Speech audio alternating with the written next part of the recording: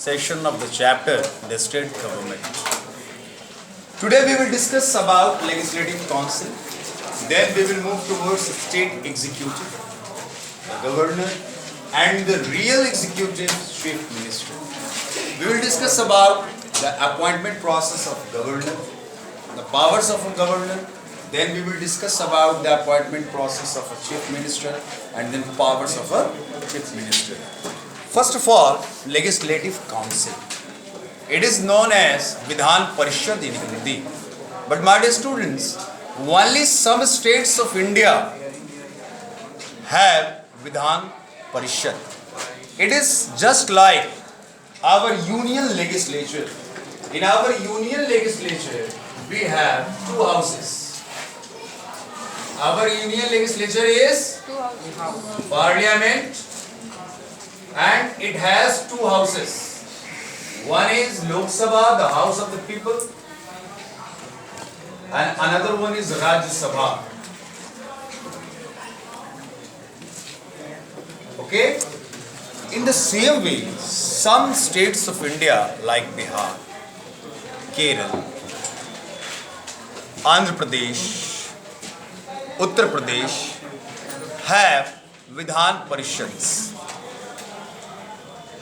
The rule for having Vidhan Parishad I have already told to you. But to recall, there is a calculation for having a Vidhan Parishad in a state is the minimum number for having Vidhan Parishad is 40. The minimum number of seats for Vidhan Parishad is, and how these seats are calculated, it is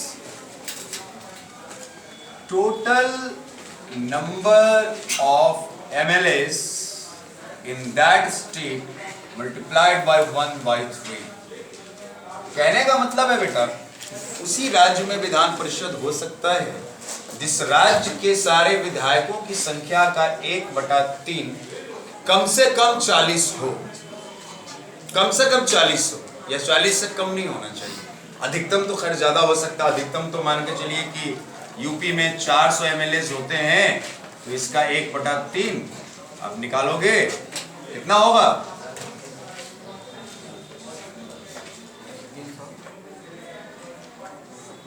लगभग 134 के आसपास ये members हो सकते हैं।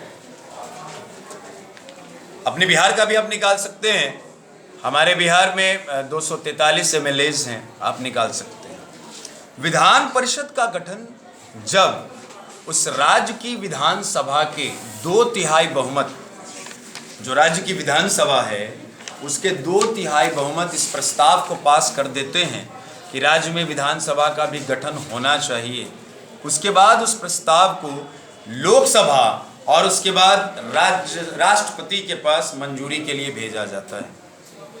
राज्य से पास हो गया, उसके बाद लोकसभा से पास हो गया और फिर राष्ट्रपति की मंजूरी मिल गई तो उस राज्य में विधान परिषद का गठन हो जाता है। बच्चों, मैं आपको बता दूं कि विधान परिषद के सदस्य बनने के लिए आपकी उम्र 30 साल से कम नहीं होनी चाहिए। हमने देखा कि अगर हमें एमएलए बनना है, एमएलए के इलेक्शन में हम खड़े होते हैं तो हमारा एज नॉट लेस देन 25, ठीक है? और हमको एमएलसी बनना है, यानी मेंबर ऑफ लेजिस्लेटिव काउंसिल, जिसको हम विधान परिषद कहते हैं। अगर हमें इसका मेंबर बनना है तो हमारा उम्र 30 साल से कम नहीं होना चाहिए। मैं आपको बतला देना चाहता हूं कि विधान परिषद के मेंबर्स का चुनाव कैसे होता है।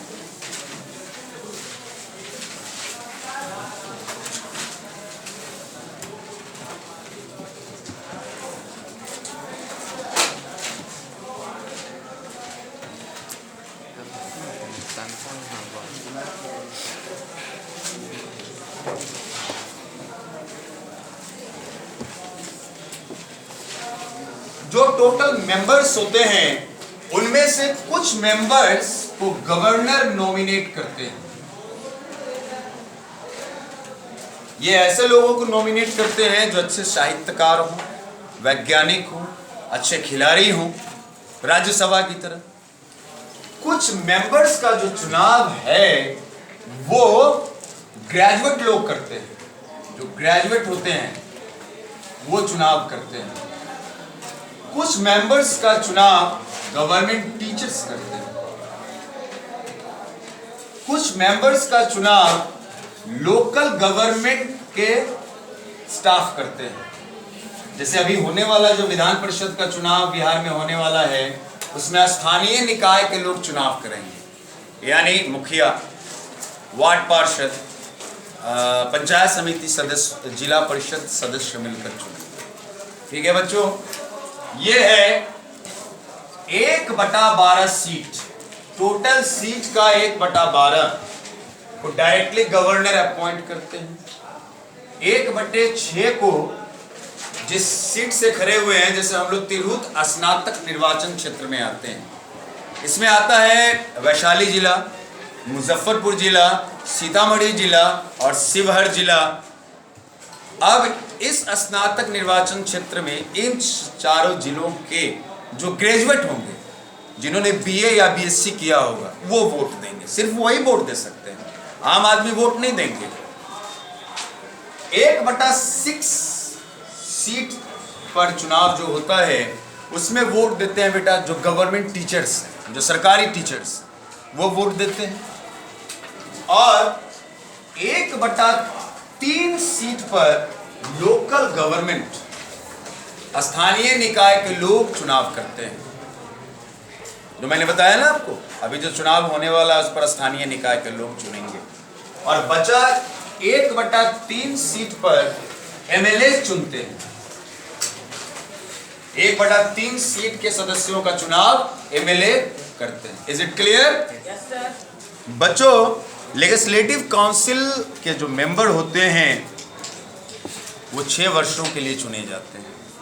लेजिस्लेटिव काउंसिल राज्यसभा की तरह परमानेंट हाउस होता है और कभी भंग नहीं होता। इसके सदस्य 6 वर्षों के लिए चुने जाते हैं और प्रत्येक 2 साल पर इसके 1/3 सदस्य रिटायर हो जाते हैं और उनकी जगह पर नए सदस्यों का चुनाव होता है। लेजिस्लेटिव काउंसिल में एक स्पीकर होता है, एक चेयरमैन होता है और एक डिप्टी चेयरमैन होता है जो उनके बीच से ही होता है। अब है कि लेजिस्लेटिव काउंसिल का फंक्शन क्या, लेजिस्लेटिव काउंसिल क्या काम करती है। तो बच्चों, हमने देखा कि राज्यसभा की ही तरह लेजिस्लेटिव काउंसिल और लेजिस्लेटिव असेंबली दोनों मिलकर कानून बनाती है। जैसे केंद्र सरकार में कानून लोकसभा और राज्यसभा मिलकर बनाती है ना, वैसे ही जिन राज्यों में विधानसभा और विधान परिषद दोनों हैं तो दोनों ही मिलकर कानून बनाते हैं। विधानसभा से पास होकर विधान परिषद में जाएगी और विधान परिषद पास करके उसको राज्यपाल के पास भेजेगी और राज्यपाल के हस्ताक्षर के बाद वह कानून बन जाएगा। तो सिर्फ मनी बिल, मैंने बताया था जैसे राज्यसभा के पास कोई अधिकार नहीं होता मनी बिल पे, ठीक उसी प्रकार से विधान परिषद के पास भी मनी बिल पे कोई अधिकार नहीं होता है।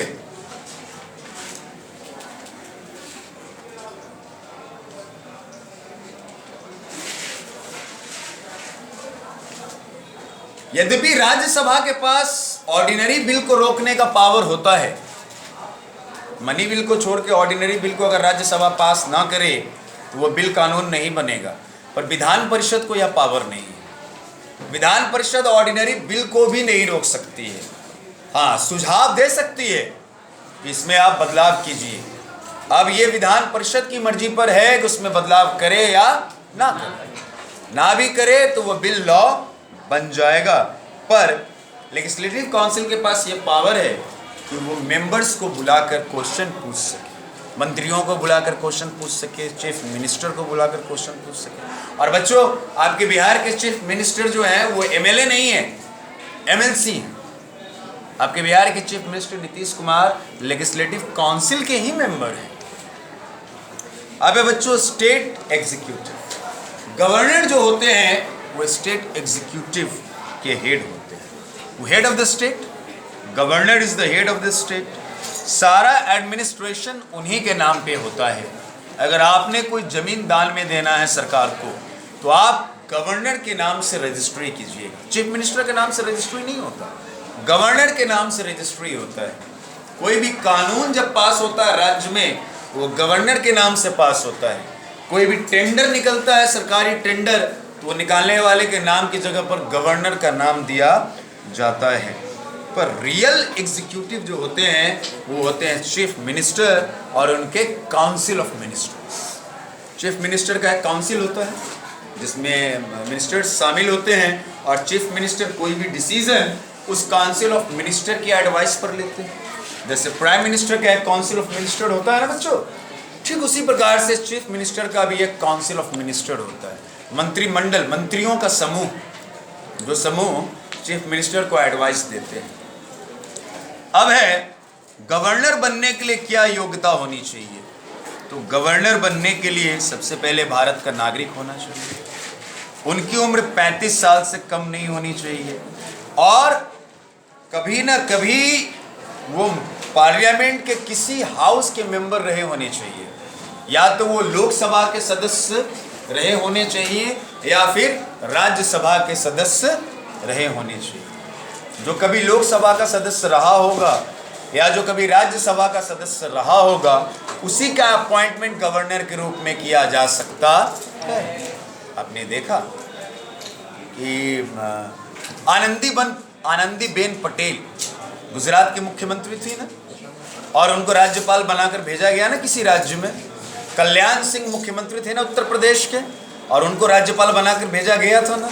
तो इससे स्पष्ट होता है कि राज्यपाल उन्हीं को बनाया जा सकता है जो लोकसभा या राज्यसभा के मेंबर कभी रहे हों, या राज्य की विधानसभा या विधान परिषद के मेंबर रहे।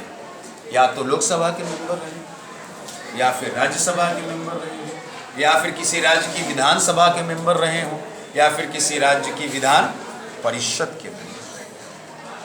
और साथ ही साथ जब उनका चुनाव होगा, राज्यपाल के रूप में उनका अपॉइंटमेंट होगा, तो वो किसी लाभ के पद पे नहीं होने चाहिए। ऐसे पद पे नहीं होने चाहिए जिससे उनको पैसे की आय होती हो, सरकारी पद, ऐसा नहीं होना चाहिए। पावर के पास गवर्नर के पास, माफ करेंगे, गवर्नर के पास बहुत सारे पावर होते हैं, और इन सारे पावर का एक्सरसाइज वो चीफ मिनिस्टर के एडवाइस पे करते हैं। उन्हीं के पास पावर है चीफ मिनिस्टर को अपॉइंट करने का, और चीफ मिनिस्टर के एडवाइस पर वो जो हैं बाकी मिनिस्टर्स को अपॉइंट करते हैं। सबसे पहले हम बात करते हैं गवर्नर के एग्जीक्यूटिव पावर की।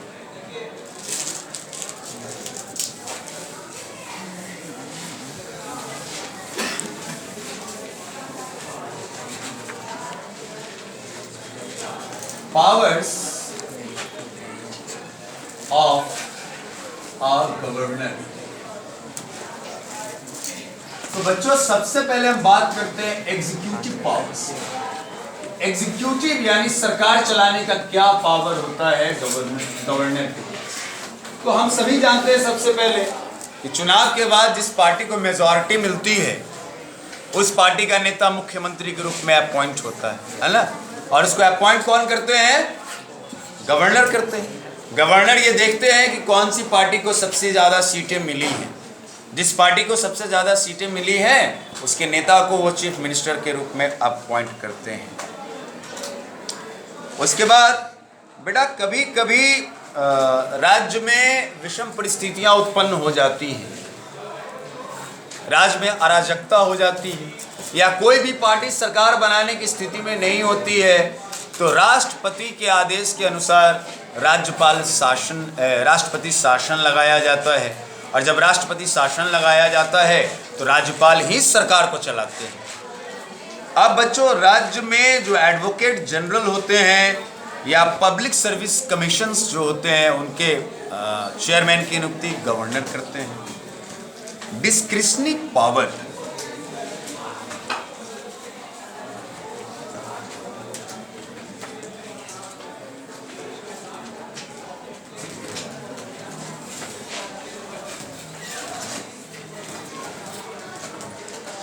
बच्चों गवर्नर नॉर्मली चीफ मिनिस्टर के एडवाइस पर काम करते हैं, पर कभी कभी ऐसा सिचुएशन आ जाता है जब उन्हें खुद जजमेंट लेना होता है। मान के चलो कि इलेक्शन हुआ, बिहार में इलेक्शन हुआ, आरजेडी को आया 120 सीट और आरजेडी प्लस, और मान लेते हैं बीजेपी प्लस, यानी कि इनका गठबंधन, इनको आया 121 सीट। सरकार बनाने के लिए चाहिए 122 सीट। क्लियर है कि अगर राज्यपाल जिसको भी बुलाएंगे वो सरकार बना लेगी? नहीं, 2 सदस्यों का जुगाड़ करना बहुत मुश्किल तो नहीं है। निर्दलीय होंगे, उनको अपने साथ मिलाकर सरकार बना लेंगे। अब यहाँ गवर्नर का पावर दिख रहा है ना, क्लियर रूप से दिख रहा है ना। गवर्नर जिसको बुला लेंगे उसकी सरकार बन जाएगी। और यहाँ पर गवर्नर फ्री हैं, अपने पावर का यूज करने के लिए फ्री हैं। गवर्नर को यहाँ पर किसी के एडवाइस की जरूरत नहीं है। संविधान के अनुसार जो सही होगा वो गवर्नर कर सकते हैं। इसको हम कहते हैं डिस्क्रिशनरी पावर। बच्चों, अगर राज्य में प्रेसिडेंशियल रूल है,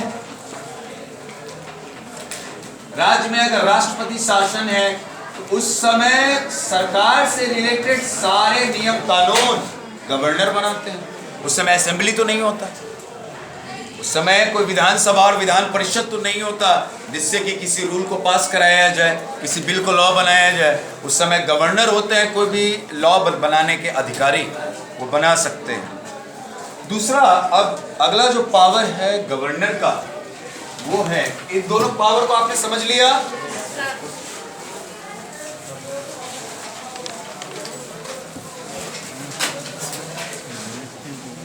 गवर्नर का जो अगला पावर है वो है लेजिस्लेटिव पावर।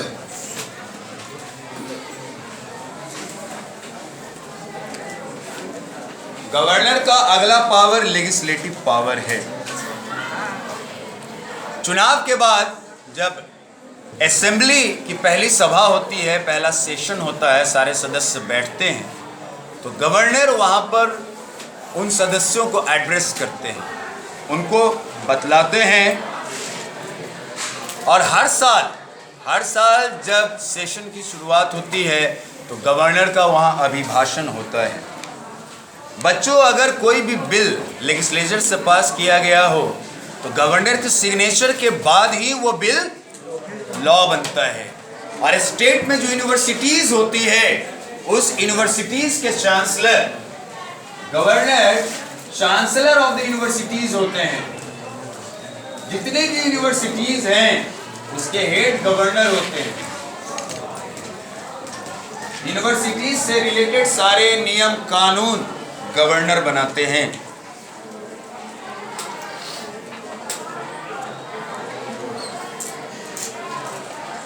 बच्चों, कभी कभी क्या होता है कि विधानसभा की कार्यवाही नहीं चल रही होती है, विधान परिषद की कार्यवाही नहीं चल रही होती है, और राज्य में किसी कानून की जरूरत होती है, तो वैसी स्थिति में गवर्नर ऑर्डिनेंस पास कर सकते हैं।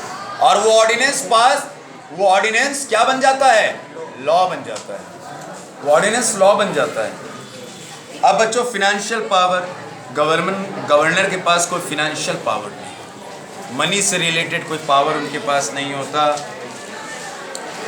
जुडिशियल पावर है गवर्नर के पास। अगर गवर्नर चाहे तो किसी कैदी की सजा माफ कर सकते, मृत्युदंड पाया हुआ नहीं, वैसा कैदी जिसको किसी मारपीट के आरोप में जेल मिली है, 2-4 साल वो जेल में रह चुका है और अब अच्छा बिहेव कर रहा है जेल में, लोगों के साथ अच्छे से बात कर रहा है, उसको देखने से ऐसा लग रहा है कि अब वो अपराधी नहीं रहा, तो उसे माफ करने का पावर गवर्नर के पास है। बच्चों, अब हम पढ़ेंगे real executive of the governor of the government and he is the chief minister.